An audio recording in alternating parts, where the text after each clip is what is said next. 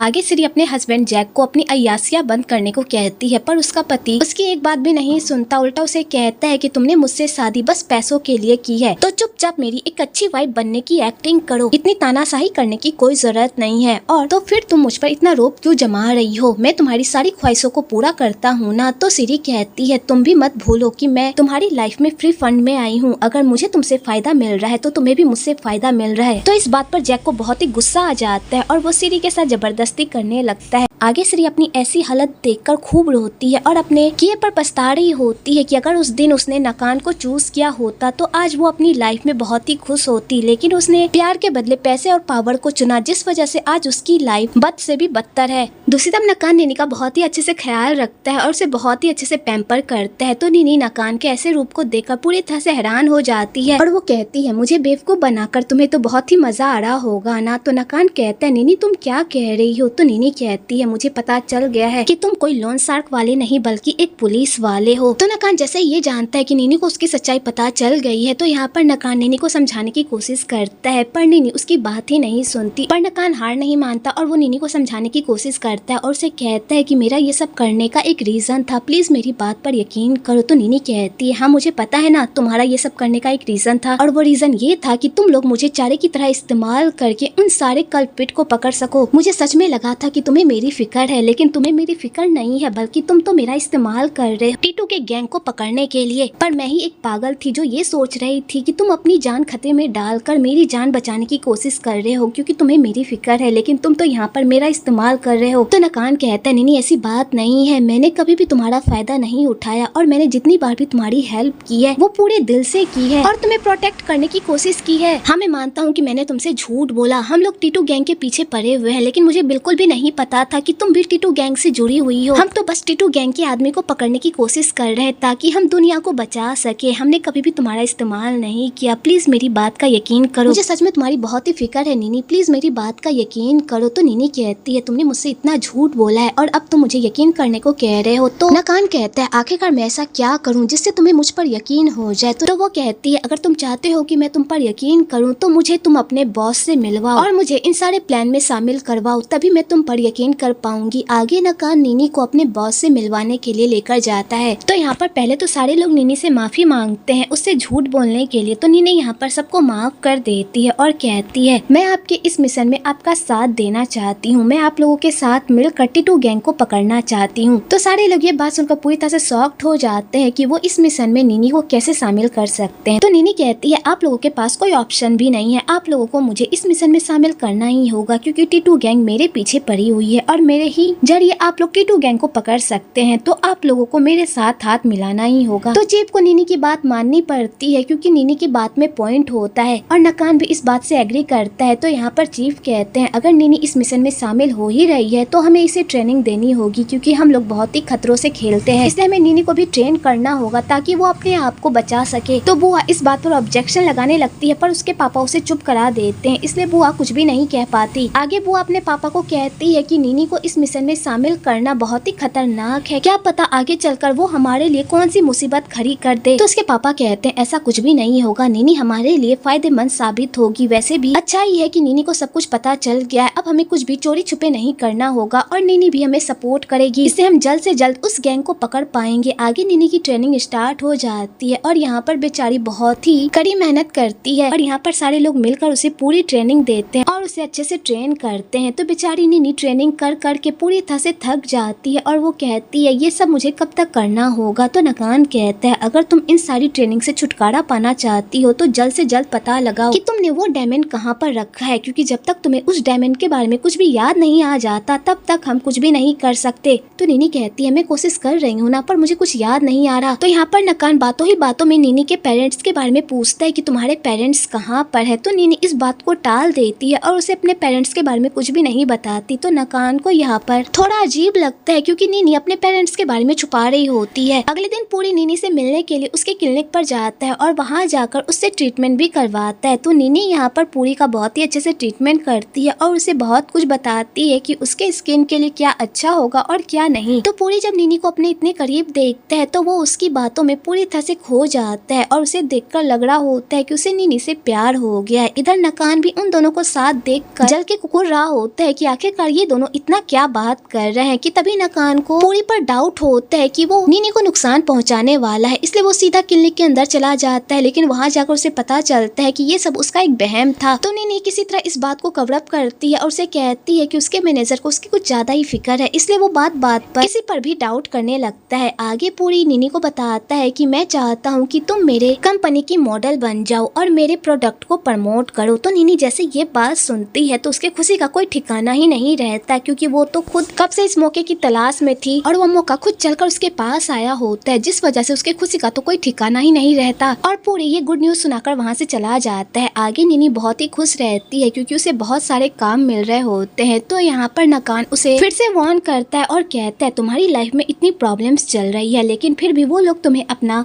Model और अपना brand ambassador बनाने की कोशिश कर रहे हैं। तुम्हें इन समय कुछ झोल झपाटा नहीं लग रहा, इतनी आसानी से तुम्हें ये सब कुछ मिल रहा है। मुझे लग रहा है कि वो दोनों इसके जरिए तुम्हारे करीब आने की कोशिश कर रहे हैं, क्योंकि अभी तक हमें पता नहीं चला है कि पूरी और जैक में कौन असली टीटू है। तो नीनी कहती है तुम सही कह रहे हो, वो लोग शायद मुझे अपने फायदे के लिए अप्रोच करने की कोशिश कर रहे हैं। आगे नीनी जैक की कंपनी के लिए फोटो शूट करती है क्योंकि वो उसकी कंपनी की ब्रांड एम्बेसडर होती है। तो यहाँ पर जैक नीनी से फिर से डायमंड की बात करता है और उसे बार बार डायमंड के बारे में पूछता है। तो नीनी भी इस मौके का फायदा उठाती है और वो जैक को कहती है कि मेरे पास एक डायमंड है जिसे मैं बेचना चाहती हूँ। तो जैक जैसे ही डायमंड का नाम सुनता है वो बहुत ही खुश हो जाता है और वो नीनी को कहता है मैं उस डायमंड को एक बार देखना चाहता हूँ, क्या तुम्हारे पास उस डायमंड की फोटो है। तो नीनी यहाँ पर पूरी तरह से फंस जाती है, लेकिन वो किसी तरह अपने बातों के जाल में जैक को इस तरह फंसाती है कि जैक को भी धीरे धीरे यकीन होने लगता है कि नीनी के पास सच में वो डायमंड है। तो जैक यहाँ पर नीनी को कहता है कि मैं उस डायमंड को देखना चाहता हूँ, क्या तुम मुझे दिखा सकती हो। तो नीनी यहाँ पर फिर से बहाना बनाकर वहाँ से चली जाती है और जैक देखता ही रह जाता है। दूसरी तरफ श्री नकान से बात करती है और उसे कहती है कि पास्ट में मैंने तुम्हारे साथ बहुत गलत किया है, जिसकी सजा मुझे आज तक मिल रही है। क्या तुम मुझे माफ करके मुझे एक और मौका दे सकते हो, क्योंकि मैं सब कुछ फिर से स्टार्ट करना चाहती हूँ। तो नकान कहता है मैं अभी इन सारे झमेले में नहीं पड़ना चाहता, क्योंकि मेरी लाइफ में ऑलरेडी बहुत सारी प्रॉब्लम चल रही है जिसे मुझे डील करना है और मेरे पास अभी इन सारी चीजों के लिए कोई टाइम नहीं है। तो यहाँ पर सीरी फिर से नकान को अप्रोच करने की कोशिश करती है ताकि वो उसे अपनी लाइफ में दोबारा वापस ला सके, पर यहाँ पर नकान उसे रिजेक्ट कर देता है। तो सीरी कहती है मुझे पता है मैंने जो तुम्हारे साथ किया है उसे भूल पाना नामुमकिन है, लेकिन जब भी तुम्हारे पास इन सब के लिए टाइम आए तो इस बारे में जरूर सोचना। इधर नीनी भी उन दोनों को एक दूसरे से बात करते हुए देख लेती है और यहाँ पर नीनी को फाइनली पता चल जाता है कि ये सीरी कोई और नहीं बल्कि नकान की एक्स गर्लफ्रेंड है जो उसे छोड़कर अब चली गई थी। इधर नीनी नकान के साथ ट्रेनिंग ले रही होती है। तो नीनी इसी मौके का फायदा उठाकर नकान से पूछ ही लेती है कि क्या वो सीरी वही सीरी है जिससे वो प्यार करता था जो उसे छोड़कर चली गई थी। तो नकान इस बात का कोई जवाब नहीं देता बल्कि इसे टालने की कोशिश करता है, पर नीनी पीछा ही नहीं छोड़ती और कहती है क्या तुम अभी भी उस लड़की से प्यार करते हो। तो नकान कहता है मैं इस बारे में कोई बात नहीं करना चाहता और नकान ये कहकर वहाँ से चला जाता है। आगे सारे लोग मिलकर नीनी को ट्रेन कर रहे होते हैं। तो यहाँ पर बुआ को नीनी से बहुत ही जलन होती है और यहाँ पर इन दोनों में जमकर टकरार होती है और ये दोनों एक दूसरे को नीचा दिखाने का एक मौका नहीं छोड़ते और सबके सामने ये साबित करने की कोशिश करते हैं कि मुझसे बेहतर तो इस दुनिया में कोई है ही नहीं। और वो दोनों लड़के इन दोनों लड़कियों की ऐसी हरकतें देखकर पूरी तरह से हैरान रहते हैं।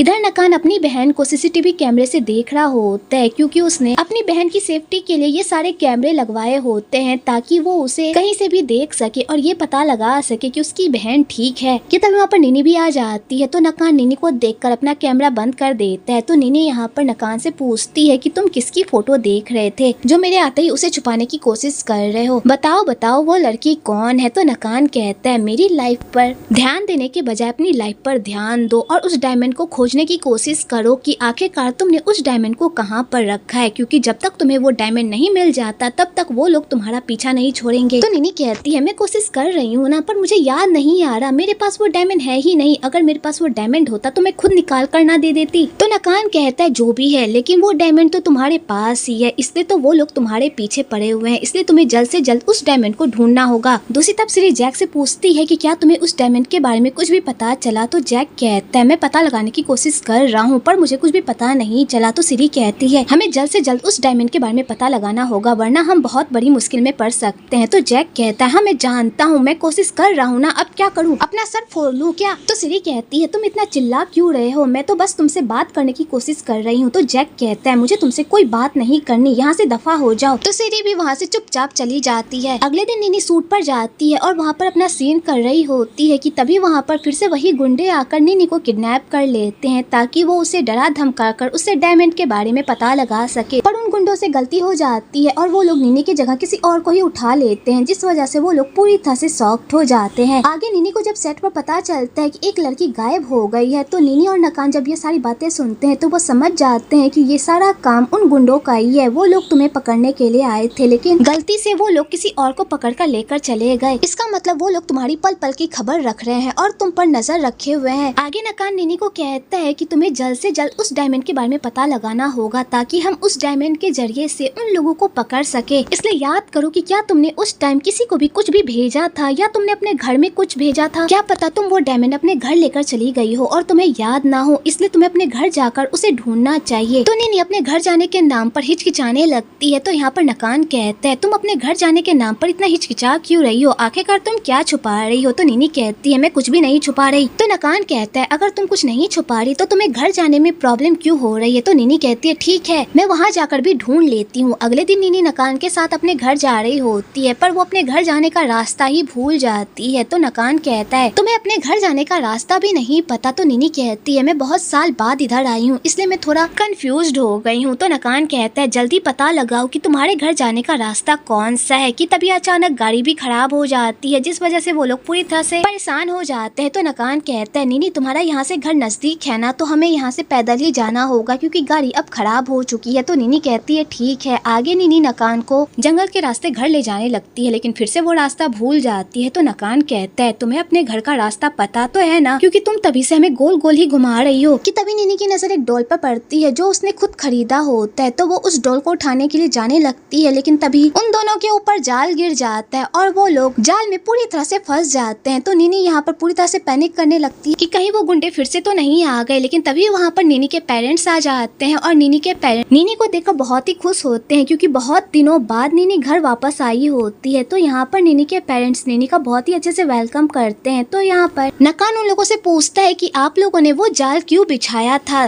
तो नीनी के पापा कहते हैं कि हम लोगों ने डम्बो को पकड़ने के लिए वो जाल बिछाया था। तो नकान कहता है ये डम्बो कौन है। तो नीनी यहाँ पर नकान को टीज करने के लिए नकान को कहती है कि डम्बो कोई और नहीं बल्कि उसका पालतू शेर है जिसे वो बचपन से पाल रही है और वो बहुत ही खूंखार है। तो नकान जैसे ये बात सुनता है कि नीनी बचपन से एक शेर को पाल रही है, उसके तो होश ही उड़ जाते हैं। और यहाँ पर नीनी के पेरेंट्स भी नीनी का ही साथ देते हैं और वो नकान को डराने से पीछे नहीं हटते और वो नकान को कहते हैं कि वो शेर बहुत ही खूंखार है, लेकिन तुम्हें उससे डरने की कोई जरूरत नहीं है। जब तक हम लोग तुम्हारे साथ हैं वो तुम्हारे साथ कुछ भी नहीं करेगा, लेकिन इसकी कोई गारंटी भी नहीं है कि वो तुम्हारे साथ कुछ नहीं करेगा। तो बेचारा नकान ये सारी बातें सुनकर तो पूरी तरह से शॉक्ड हो जाता है कि तभी वहाँ पर नीनी के बेटे की एंट्री होती है और वो अपनी मम्मी को देखकर बहुत ही खुश हो जाता है और उन्हें जाकर गले लगा लेता है। तो यहाँ पर नकान जब ये जानता है कि नीनी का एक बेटा भी है, ये बात जानकर तो उसके और होश उड़ जाते हैं। आगे नीनी के पेरेंट्स नीनी से पूछते हैं कि तुम अचानक यहाँ पर कैसे आ गई, सब ठीक तो है ना। तो नीनी यहाँ पर अपने पेरेंट्स को कहती है कि मैं आप लोगों को मिस कर रही थी, इसलिए मैं आपसे मिलने के लिए आ गई। तो नीनी के पेरेंट्स को यहाँ पर ये गलतफहमी हो जाती है कि नीनी यहाँ पर नकान के साथ आई है, इसका मतलब नकान उसका बॉयफ्रेंड है और वो उसे इंट्रोड्यूस करवाने के लिए उसे लेकर आई है। पर उन लोगों को क्या पता कि नीनी यहाँ पर डायमंड ढूंढने के लिए आई है, जिसकी वजह से उसकी जान हलक में अटकी हुई है। आगे नीनी अपने मॉम डैड से भी उस स्टोन के बारे में पूछती है, तो उसके मॉम डैड कहते हैं कि तुमने कुछ स्टोन तो भेजा था, पर हमें समझ में नहीं आया कि तुमने हमें वो स्टोन क्यों भेजा और हम तुमसे इस बारे में पूछना भी चाहते थे लेकिन हम भूल गए। तो नीनी कहती है वो स्टोन कहाँ पर है। तो उसके पेरेंट्स उसे बताते हैं कि वो सारे स्टोन इस पोर्ट में ही है, मैंने सारे स्टोन इसी पोर्ट में डाल दिया था। तो नीनी और नकान ये देखकर पूरी तरह से हैरान हो जाते हैं और यहाँ पर नकान उन सारे स्टोन की जांच बुआ से करवाता है। तो बुआ जब उन सारे स्टोन की जांच करती है तो उसमें से कोई भी पत्थर डायमंड नहीं होता बल्कि सारे स्टोन ही होते हैं, जिस वजह से वो लोग पूरी तरह से परेशान हो जाते हैं क्योंकि उन्हें अभी तक डायमंड के बारे में कुछ भी पता नहीं चला होता। आगे नकान नीनी से पूछता है कि तुम अपने पेरेंट्स को उन लोगों से छुपा कर क्यों रखती हो और उन लोगों से तुमने ये झूठ क्यों कहा कि तुम्हारे पेरेंट्स यूएस में रहते हैं। तो नीनी कहती है मैं भी ये सब छुपाना नहीं चाहती थी, लेकिन जो मेरी पिछली मैनेजर है जिसने मुझे उस घटिया आदमी के पास भेजा था जिस वजह से तुमने मुझे बचाया था, उस मैनेजर ने मेरे रेज्यूम में ये लिखा था कि मेरे पेरेंट्स यूएस में रहते हैं और वहीं से मेरी पढ़ाई कंप्लीट हुई है, जिस वजह से मुझे बहुत ज्यादा ही अटेंशन मिल रही थी और मुझे काम भी मिल रहे थे, जिस वजह से मैंने ये सब चेंज नहीं किया। और मेरे पेरेंट्स को भी इन सब से कोई प्रॉब्लम नहीं है क्योंकि वो लोग शांति से अपनी लाइफ बिताना चाहते हैं, इसलिए मैंने भी इस पर ज्यादा ध्यान नहीं दिया और जो जैसा चल रहा है वैसा ही छोड़ दिया, क्योंकि अगर मैं इस बारे में किसी को भी कुछ बताती तो बात का बतंगर बन जाता। आगे नीनी का बेटा उसे अपने रूम में लेकर आता है तो नीनी यहाँ पर अपनी बहन की फोटो को देखकर बहुत ही इमोशनल हो जाती है और अपनी बहन को याद करती है जब पास्ट में पढ़ाई पर ध्यान देने के बजाय लड़कों के साथ अय्यासियां करने में टाइम देती थी, क्योंकि उसे लगता था कि अमीर लड़कों को पटाकर वो अमीर बन सकती है। तो नीनी यहाँ पर अपनी बहन को समझाने की भी कोशिश करती है कि पहले वो अपनी पढ़ाई को कंप्लीट कर ले, क्योंकि कोई भी शॉर्टकट रास्ता उसे अमीर नहीं बना सकता। पर उसकी बहन उसकी बात सुनने को तैयार ही नहीं थी और नीनी यही सारी बातें सोच सोच कर सैड हो जाती है। तो नकान कहता है क्या ये तुम्हारी छोटी बहन है? तो नीनी उसे बताती है कि हाँ ये मेरी छोटी बहन है और हम दोनों की एक दूसरे से ज्यादा नहीं बनती। आगे नकान नीनी से डायरेक्टली पूछ ही लेता है कि क्या ये बच्चा सच में तुम्हारा बेटा है? तो नीनी कहती है हाँ ये मेरा बेटा है। क्यों, मैं सिंगल मॉम नहीं हो सकती? क्या सिंगल मॉम होना गुनाह है? तो नकान कहता है मेरे कहने का वो मतलब नहीं था। तो नीनी यहाँ पर फिर से नकान को टीज करने लगती है, जिस वजह से नकान फिर से हंसने लगता है कि तभी नकान को किसी का कॉल आ जाता है और वो वहाँ से चला जाता है। इधर उस गुंडे को नीनी का अता पता नहीं मिल रहा होता तो वो उसके मैनेजर को चारा बनाता है और उसे अपने प्लान में फंसाकर उससे नीनी का एड्रेस निकलवा लेता है और उन लोगों को पता चल जाता है कि नीनी एक गाँव गई है। तो उन लोगों को लगता है कि शायद नीनी ने उसी गाँव में उस डायमंड को छुपाया है, इसलिए वो लोग नीनी को पकड़ने के लिए उस गाँव चले जाते हैं।